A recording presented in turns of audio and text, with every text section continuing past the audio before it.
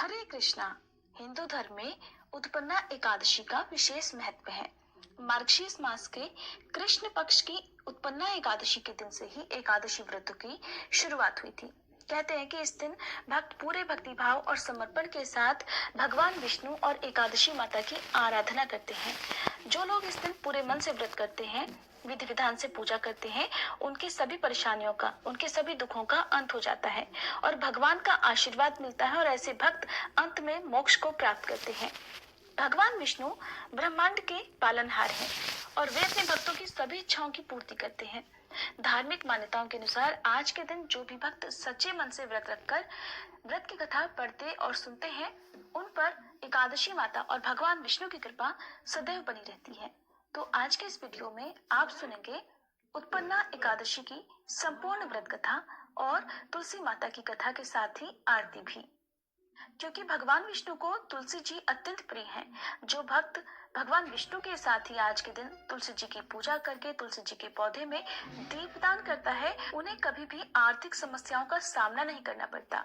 तो आज की इस वीडियो में आप सुनेंगे उत्पन्ना एकादशी की कथा और तुलसी माता की कथा के साथ ही आरती भी। एक समय श्री सूत जी महाराज ने शौनक आदि ऋषियों के आग्रह पर उत्पन्ना एकादशी का महात्म्य सुनाते हुए कहा, हे मुनिवरों, भगवान श्री कृष्ण ने विधि सहित इस एकादशी महात्म्य को धर्मराज युधिष्ठिर से कहा था।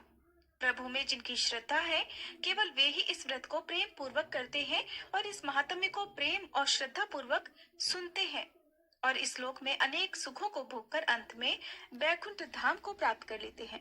एक बार धर्मराज ने भगवान कृष्ण से पूछा, हे जनार्दन, एकादशी व्रत की महिमा क्या है? इस व्रत को करने से कौन सा पुण्य मिलता है? इसकी विधि क्या है? सो आप मुझे बताने की कृपा करें। धर्मराज युधिष्ठिर के ये वचन सुनकर भगवान कृष्ण ने कहा, हे धर्मराज, सबसे पहले हेमंत ऋतु के मार्गशीर्ष मास में कृष्ण पक्ष की एकादशी का व्रत रखना चाहिए। दशमी तिथि की शाम को दातून करनी चाहिए और रात को भोजन नहीं करना चाहिए। एकादशी को सुबह संकल्प के नियम के अनुसार काम करना चाहिए। स्नान करने से पहले तुलसी जी की जड़ की थोड़ी सी मिट्टी शरीर पर लेप लगाकर उसके बाद स्नान करना चाहिए।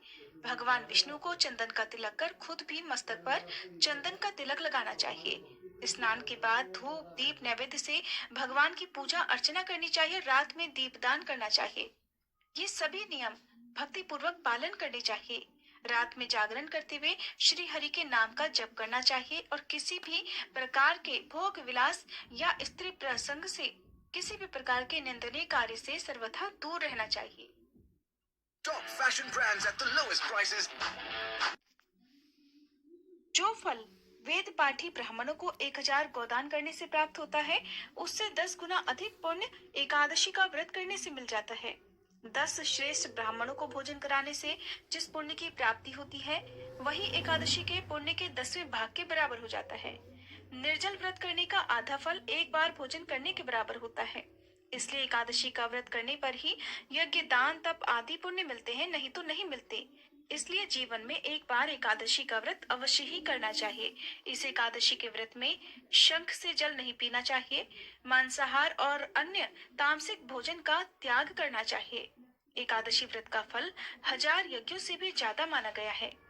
भगवान श्री कृष्ण के वचन सुनकर धर्मराज ने कहा, हे प्रभु, आपने इस एकादशी व्रत के पुण्यों को अनेक तीर्थों के पुण्य से अधिक श्रेष्ठ और पवित्र क्यों बतलाया है? कृपा करके ये सब आप विस्तार पूर्वक कहिए। तब भगवान श्री कृष्ण ने कहा, हे धर्मराज, पौराणिक कथाओं के अनुसार सतयुग में मुर्द नाम का एक दैत्य उत्पन्न हुआ, जो कि बहुत बड़ा बलवान और भयानक था।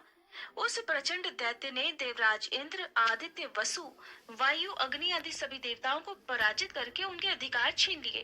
तब इंद्र सहित सभी देवतागण भयभीत होकर भगवान शिव की शरण में गए और उनसे सारा वृतांत कहा। तब देवतागण कहने लगे कि हे कैलाशपति, मुर दैत्य से भयभीत होकर सभी देवता मृत्युलोक में फिर रहे हैं। तब भगवान शिव कहने लगे, हे देवराज, हे देवतागणों, तीनों लोकों के स्वामी, भक्तों के दुखों का नाश करने वाले भगवान विष्णु की शरण में तुम सभी जाओ। वे ही तुम्हारे दुखों को दूर कर सकते हैं। शिव जी के ऐसे वचन सुनकर सभी देवता क्षीर सागर में जा पहुँचे और कहने लगे कि हे मधुसूदन, कृपया आप हम सबकी रक्षा करें। हे प्रभु, दैत्यों ने हमें जीतकर स्वर्ग से निकाल दिया है। आप कृपया उन दैत्यों से हम सभी की रक्षा करें। देवराज इंद्र के ऐसे वचन सुनकर भगवान विष्णु कहने लगे, हे इंद्र, ऐसा मायावी दैत्य कौन है जिसने सभी देवताओं को जीत लिया है?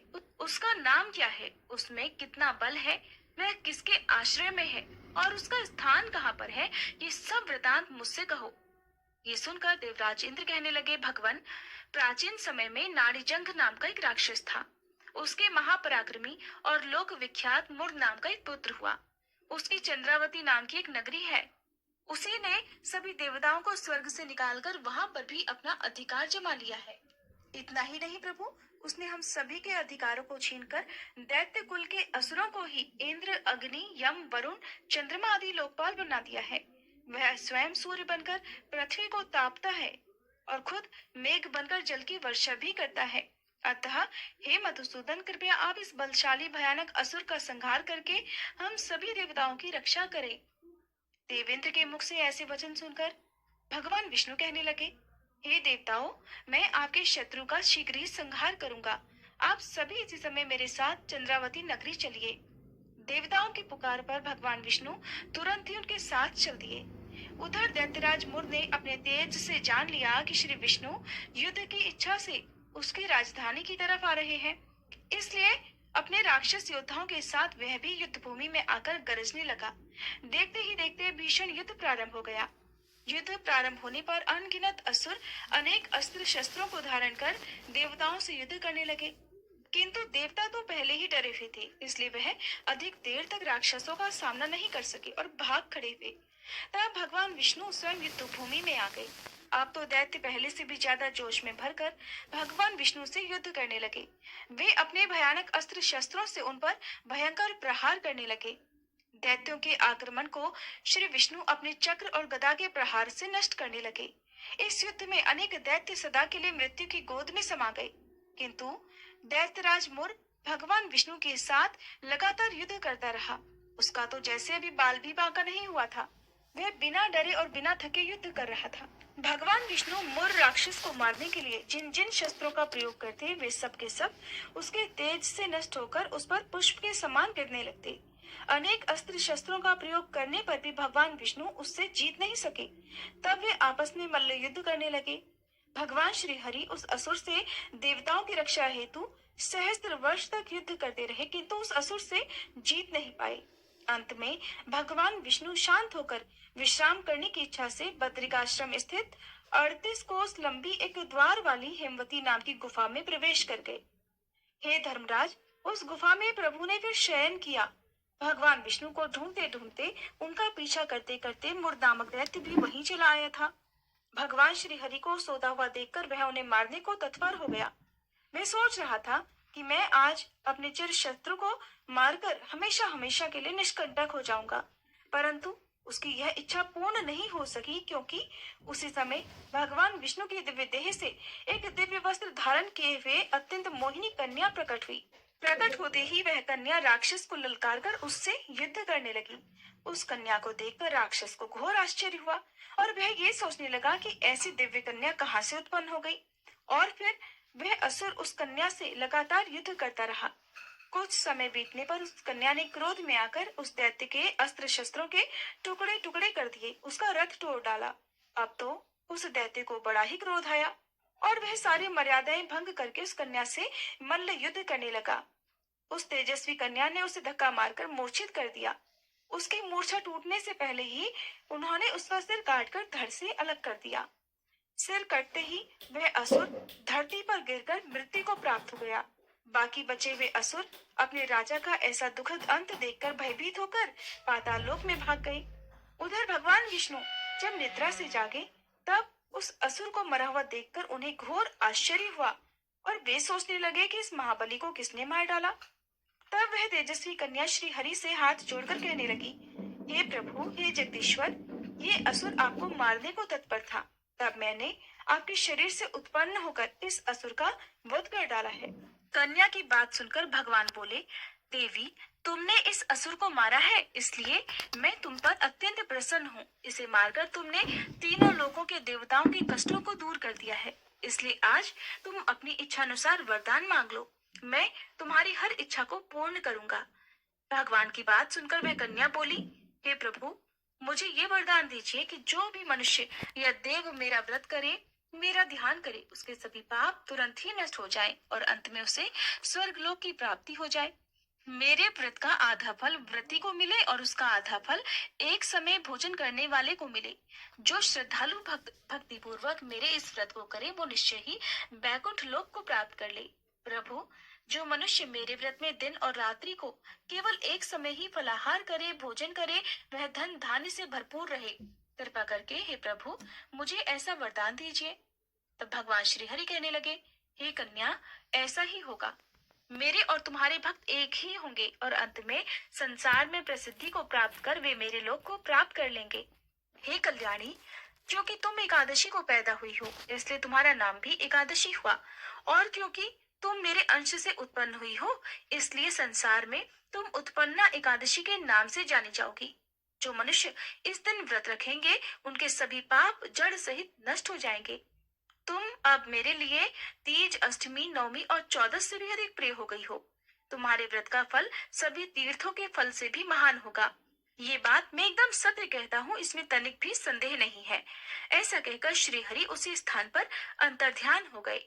भगवान श्री कृष्ण कहने लगे, हे धर्मराज, एकादशी के व्रत का फल सभी व्रतों और सभी तीर्थों के फल से भी बढ़कर है।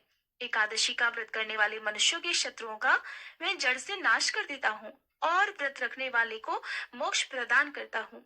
उन मनुष्यों के जीवन के जो भी कष्ट होते हैं, मैं उन्हें भी दूर कर देता हूँ। इसलिए मुझे अत्यंत प्रिय एकादशी के व्रत को करने वाला प्राणी सभी ओर से निर्भय और सुखी होकर अंत में मोक्ष को प्राप्त होता है। हे कुंती पुत्र, ये मैंने तुम्हें एकादशी की उत्पत्ति के विषय में बतलाया है। एकादशी व्रत सभी पापों को नष्ट करने वाला और सिद्धि प्रदान करने वाला है। श्रेष्ठ मनुष्यों को दोनों पक्षों की एकादशियों को एक समान ही समझना चाहिए, उनमें भेदभाव नहीं करना चाहिए। जो मनुष्य इस एकादशी महात्म्य का श्रवण या पठन करेंगे, उन्हें अश्वमेध यज्ञ के समान फल की प्राप्ति होगी। श्री सूत जी महाराज इस कथा को सुनाकर कुछ क्षणों के लिए मौन हो गए। एकादशी व्रत भगवान विष्णु की साक्षात शक्ति है। जिस शक्ति ने उस असुर का वध किया है, जिसे भगवान भी जीत पाने में असमर्थ हो रहे थे, उसी शक्ति के आगे मनुष्य के पाप रूपी असुर भला कैसे टिक सकते हैं। जिस शक्ति ने देवताओं के कष्ट को हरकर उन्हें सुख प्रदान किया, वह प्राणी मात्र को क्या कुछ नहीं दे सकती। सुख, समृद्धि, शांति और मोक्ष सब कुछ आसानी से ही प्राप्त हो सकता है। पौराणिक कथा के अनुसार प्राचीन काल में जालंधर नाम का एक राक्षस हुआ करता था, जिसने चारों तरफ बहुत उत्पात मचा रखा था। वह राक्षस बहुत ही वीर और पराक्रमी था। राक्षस की वीरता का रहस्य था उसकी पत्नी वृंदा का पतिव्रता धर्म।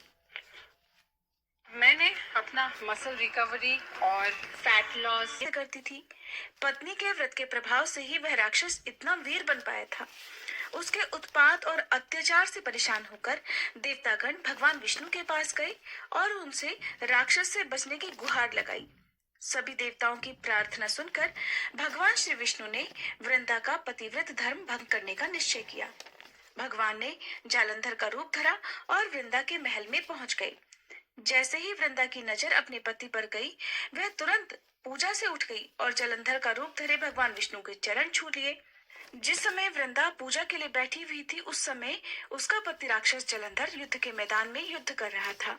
तभी युद्ध के मैदान में से उसके पति का कटा हुआ सिर उसके आंगन में आकर गिर पड़ा। वृंदा को यह देखकर बड़ा क्रोध आया। उसने सोचा कि अगर मेरे पति यहाँ हैं, तो आखिर ये कौन खड़े हैं। उसी समय सामने भगवान विष्णु खड़े हुए नजर आए। तब क्रोधित होकर वृंदा ने भगवान विष्णु को श्राप दे दिया कि आप पत्थर के बन जाओ। वृंदा के शाप से श्री विष्णु तुरंत ही पत्थर के बन गए। ये देखकर लक्ष्मी जी ने वृंदा से भगवान विष्णु को श्राप से मुक्त करने की प्रार्थना की। माता लक्ष्मी के अनुरोध पर वृंदा ने भगवान विष्णु के श्राप को विमोचन कर दिया और स्वयं अपने पति का कटा हुआ सिर लेकर सती हो गई। जहाँ पर वृंदा सती हुई, वहीं पर उस राख से एक पौधा उत्पन्न हुआ, जिसे भगवान विष्णु ने तुलसी का नाम दिया और कहा कि शालिग्राम नाम से मेरा एक रूप इस पत्थर में रहेगा, जिसकी पूजा तुलसी जी के साथ ही की जाएगी। ये थी एकादशी व्रत की कथाएं। अब सुनिए आरती।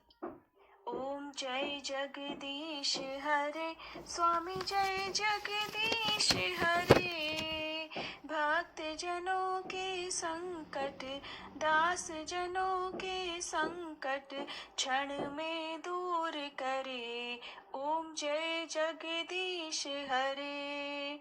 जो ध्यावे फल पावे, दुख बिन से मन का, स्वामी दुख बिन से मन का। सुख संपत्ति घर आवे, सुख संपत्ति घर आवे, कष्ट मिटे तन का। ओम जय जगदीश हरे। मात पिता तुम मेरे, शरण गहूँ मैं किसकी, स्वामी शरण गहूँ मैं किसकी। तुम बिन और न दूजा, तुम बिन और न दूजा, आस करूँ मैं जिसकी। ओम जय जगदीश हरे। तुम पूर्ण परमात्मा, तुम अंतर्यामी, स्वामी तुम अंतर्यामी। पार ब्रह्म परमेश्वर, पार ब्रह्म परमेश्वर, तुम सबके स्वामी। ओम जय जगदीश हरे। तुम करुणा के सागर, तुम पालन करता, स्वामी तुम पालन करता। मैं मूरख खल कामी, मैं मूरख फल कामी, कृपा करो भरता। ओम जय जगदीश हरे। तुम हो एक अगोचर, सबके प्राणपति, स्वामी सबके प्राणपति। किस विधि मिलूं दयामय, किस विधि मिलूं के अगोचर, सबके प्राणपति, स्वामी सबके प्राणपति। किस विधि मिलूं दयामय, किस विधि मिलूं दयामय, तुमको मैं कुमति। ओम जय जगदीश हरे। दीन बंधु दुख हरता, ठाकुर तुम मेरे, स्वामी रक्षक तुम मेरे। अपने हाथ उठाओ, अपने शरण लगाओ, द्वार पड़ा तेरे। ओम जय जगदीश हरे। विषय विकार मिटाओ, पाप हरो देवा, स्वामी पाप हरो देवा। श्रद्धा भक्ति बढ़ाओ, श्रद्धा भक्ति बढ़ाओ, संतन की सेवा। ओम जय जगदीश हरे। ओम जय जगदीश हरे, स्वामी जय जगदीश हरे। भक्त जनों के संकट, दास जनों के संकट क्षण में दूर करे। ओम जय जगदीश हरे। तुलसी महारानी नमो नमो, हरि की बटरानी नमो नमो। तुलसी महारानी नमो नमो। धन तुलसी पूरण तप कीनो, शालिग्राम बनी पटरानी नमो नमो। तुलसी महारानी नमो नमो, हर की पटरानी नमो नमो। जाके पत्र मंजरी कोमल, श्रीपति कमल चरण लपटानी नमो नमो। तुलसी महारानी नमो नमो, हरि की पटरानी नमो नमो। कौन महीने बोई रानी तुलसा, कौन महीने हुई हरियाली नमो नमो। तुलसी महारानी नमो नमो, हरि की पटरानी नमो नमो। कौन महीने हुई तेरी पूजा, कौन महीने हुई पटरानी नमो नमो। तुलसी महारानी नमो नमो। आषाढ़ मास में बोई रानी तुलसा, सावन महीने हुई हरियाली नमो नमो। तुलसी महारानी नमो नमो, हरि की पटरानी नमो नमो। कार्तिक मास में हुई तेरी पूजा, मंगसिर मास हुई पटरानी नमो नमो। तुलसी महारानी नमो नमो, हर की पटरानी नमो नमो। धूप दीप नैवेद्य आरती, पुष्पन की वर्षा बरसानी नमो नमो। तुलसी महारानी नमो नमो, हर की पटरानी नमो नमो।